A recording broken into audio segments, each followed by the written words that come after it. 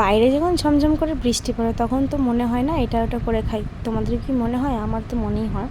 তো চলো বলতে বলতে এদিকে আমি আজকে চাউমিন করব সাধারণভাবে, সাধারণ রান্না তোমাদের সাথে শেয়ার করব। আর আমি কিভাবে রান্না করি আমার ভালো লাগে শেয়ার করতে, তাই তোমাদের সাথে শেয়ার করি।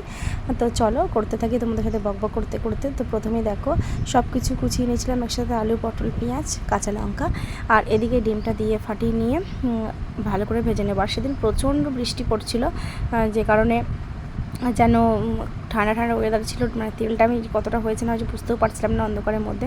আর সন্ধ্যের দিকে চাউমিনটা করেছিলাম, হয়তো ভিডিওটা একটু অন্ধকারই লাগবে তোমাদের কাছে, তো সেই কারণে বোঝা যাচ্ছিল না খুব একটা, যে কারণে আমি তেলটা বুঝতে পারিনি কতটা হিট হয়েছে। যাই হোক না কেন হয়ে গেছে। তারপরে ডিমটা, তারপরে একটু দেখো নুন দিয়ে ভালো করে ডিমটাকে একদম ভালো করে নাড়িয়ে ডিমের ভুজিয়ার মতন আর কি করে নিলাম। তো তোমাদের ভিডিওগুলো কেমন লাগছে রান্নার, আমার সাধারণ রান্না, তোমরা কিন্তু অবশ্যই কমেন্টে একটু জানাবে, কারণ তোমাদের কমেন্ট পড়তে খুব ভালো লাগে। আর তোমাদের কমেন্ট করলে নতুন নতুন ভিডিও বানাতে আরও ভালো লাগে। আর এটা স্পেশাল লঙ্কার চিলি ফ্লেক্স বলতে পারো, মানে বানানো বাড়িতে শুকনো লঙ্কাকে স্লে বেটে গুঁড়ো গুঁড়ো করা আর কি এরকম। তো এটা টেস্ট কিন্তু একটু অন্যরকমই খেতে, আর ডিমের সাথে দিয়ে মিক্সড করে এরকমভাবে খেলে যেন আরও টেস্ট লাগে। আর শুধু একা আমাদের জন্য বানাচ্ছিলাম না, বরের ছিল নাইট ডিউটি, তাই ওর জন্য টিফিনে একদম দিয়ে দেওয়ার জন্য একটু বেশি পরিমাণে চাউমিনটা বানিয়ে নিয়েছি। আর এইভাবে ডিমের গুঁড়ো করতে করতে তো অর্ধেক নিজের মুখে পেটে চলে যায়, কার কার এরকম যায় অবশ্যই জানাবে কিন্তু। আর রান্না করতে করতে তো একটু একটু টেস্ট করতে করতে যে কতটা টেস্ট করতে করতে কতটা শেষ হয়ে যায় বোঝাই যায় না।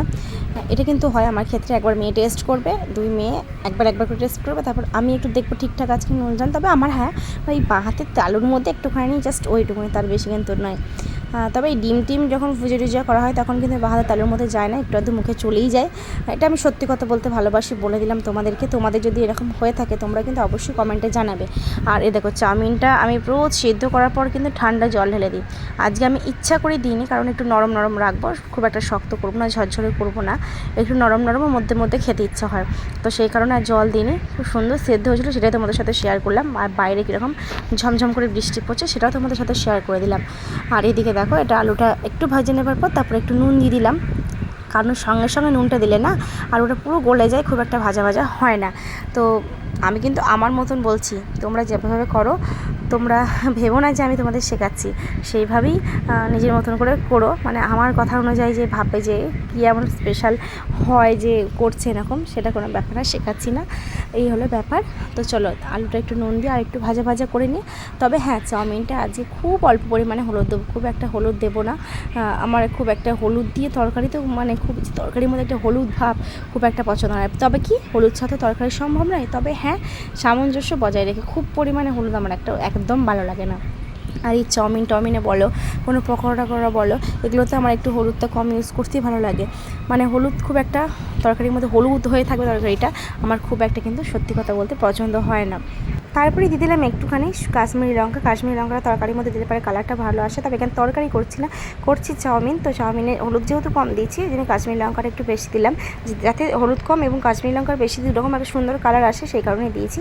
এবার তারপর দিয়ে দেবো একটু যে ডিমগুলো করে রেখেছিলাম ওগুলো একটু ভাজা ভাজা করে নেবো। তবে এখানে একটু চাউমিন মশলা বা মিট মশলা দিলেও ভালো লাগে, কিন্তু ঘরে যেহেতু ছিল না, বাইরে ঝমঝম করে বৃষ্টিও পড়ছিল, আনার পরিস্থিতি ছিল না, তাই একদম সাধারণভাবে নর্মালভাবে করলাম চাউমিনটা। তবে খেতে একদম ভালো, যে খারাপ হয়েছে তা না, খেতে বেশ ভালো হয়েছিল।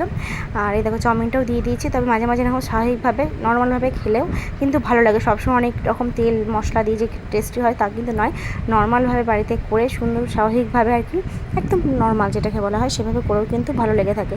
তো তোমাদের কীরকম লাগলো এরকমভাবে রান্নাটা করলাম, চাউমিনটা তোমাদের সামনে প্রেজেন্ট করলাম, অবশ্যই কিন্তু তোমরা কমেন্টে জানিও। আর সব ক্ষেত্রেই সবসময় দেখেছি কড়াইটা একটু ছোটো হয়ে যায়, যে কারণে নাড়তে একটু অসুবিধা হয়ে যায়, একটু বড় কড়াই হলে পরে এগুলো একটু সুবিধা হয় নাড়তে। তারপরে ক্যামেরাটা অফ করে এত সুন্দরভাবে একটুখানি গুছিয়ে গাছিয়ে নাড়িয়ে নিলাম, কারণ ক্যামেরার সামনে তো সম্ভব হয় না, মানে গুছিয়ে গাছিয়ে করতে আর কি অনেকটা টাইমও লাগে। তারপর ক্যামেরাটা অফ করে সুন্দর করে এভাবে গুছিয়ে গাছিয়ে নাড়িয়ে নিলাম চাউমিনটা। দেখো বললাম না তোমাদের যে খুব একটা হলুদ দিন, এই যে এখানে কালারটা এরকম ধরনের এসছে।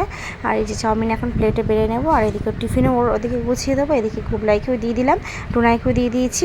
আর এই প্লেটটা গুবলাই ও যা কিছু খাবে এই প্লেটটার মধ্যেই খাবে, খেতে ভালোবাসে এই প্লেটটাতে। তো তোমরা কে কোথা থেকে দেখছো ভিডিও শেষে একটু কমেন্ট করে দিও, ভালো লাগবে। চলো এখনকার মতন ভিডিওটা শেষ করলাম, বাই।